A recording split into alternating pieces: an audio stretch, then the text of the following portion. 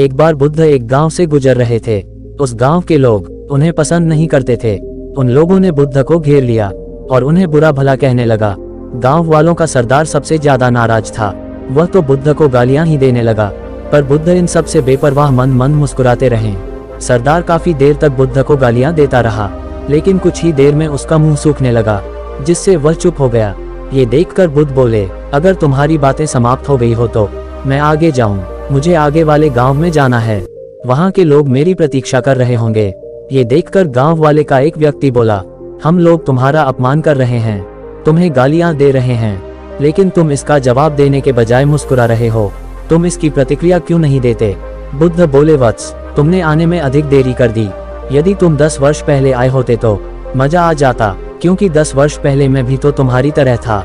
अगर उस समय तुम मुझे बुरा भला कहते, गालियां देते, तो मैं भी क्रोधित हो जाता। मैं तुम्हें इससे अधिक गालियां देता, हाथापाई पर भी उतर जाता। पर मैं अब आगे बढ़ गया हूँ। अब न क्रोध है न घृणा, सब कुछ पीछे छोड़ आया। अब मैं उस जगह पर पहुँच गया हूँ जहाँ तुम्हारी गलियां पहुँचने में असमर्थ है। तुमने मुझे गालियां दी, ये तुम्हारी भावना है, लेकिन तुम्हारी यह भावना मुझ तक पहुँच ही नहीं रही। मैं इसे आवश्यक तभी हूँगा जब मैं इसमें भागीदार हो जाऊंगा, जब मैं इन्हें स्वीकार कर लूंगा। लेकिन मैं तो तुम्हारी इस क्रिया से निरपेक्ष हूँ, इससे बहुत दूर हूँ, इसलिए मैं अब भी पहले की तरह शांत हूँ। ये सुनकर सरदार बोले, अरे ऐसे कैसे? मैंने तो तुम्हें गालियां दी, और वह भी पूरे गांव वालों के सामने। फिर उसे लेने या ना लेने का क्या मतलब है? बुद्ध बोले, वत्स, कल मैं एक गाँव में गया था, वहाँ के लोगों ने मेरा प्रवचन सुना, मैं बहुत प्रसन्न हुआ। गाँव का मुखिया मेरे लिए मिठाई लेकर आया और उसे खाने का आग्रह करने लगा। मैंने कहा कि मेरा पेट भरा हुआ है, इसलिए मैं ऐसे ग्रहण नहीं कर सकता। ये सुनकर वह व्यक्ति मिठाई लेकर चला गया। जब तक कि मैं कोई चीज लूंगा ही नहीं, तो अब मुझे कोई कैसे दे पाएगा? इसमें तो मेरी सहमति आवश्यक है। हाँ, ये तो है। एक व्यक्ति ने बुद्ध का समर्थन किया।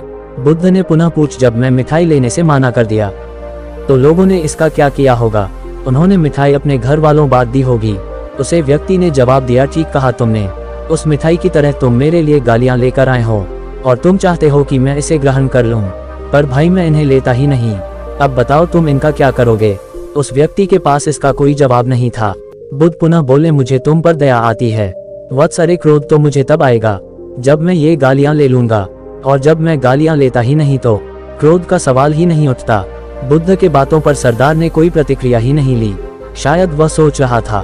बुद्ध बोले, मैं अपनी आंखों से देख रहा हूँ कि गाली एक कांटा है, जिसे देने वाला व्यक्ति और लेने वाला व्यक्ति दोनों क्रोध से पागल हो जाते हैं। और तुम ही बताओ कि मैं आंखें रहते हुए भी कैसे कांटों पर चलूं, और आंखें रहते हुए भी कैसे गालियों को ले लूं, उसमें होश में रहते हुए भी कैसे क्रोधित हो जाओ।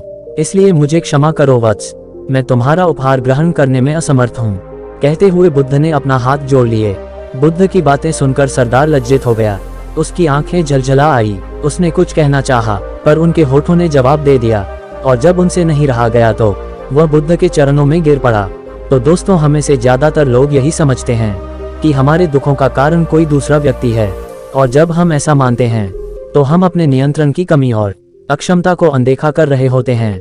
वास्तव में ये हम पर निर्भर करता है कि हम दूसरे के द्वारा प्रदान की गई नकारात्मकता को स्वीकार करते हैं या नहीं। अगर हम नकारात्मकता को स्वीकार करते हैं तो हम अपने पैरों पर कुल्हाड़ी मारते हैं, और जब हम उसे अस्वीकार कर देते हैं तो घृणा, क्रोध, हिंसा हर किसी से मुक्त हो जाते हैं। दोस्तों, इस वीडियो में बस इतना ही।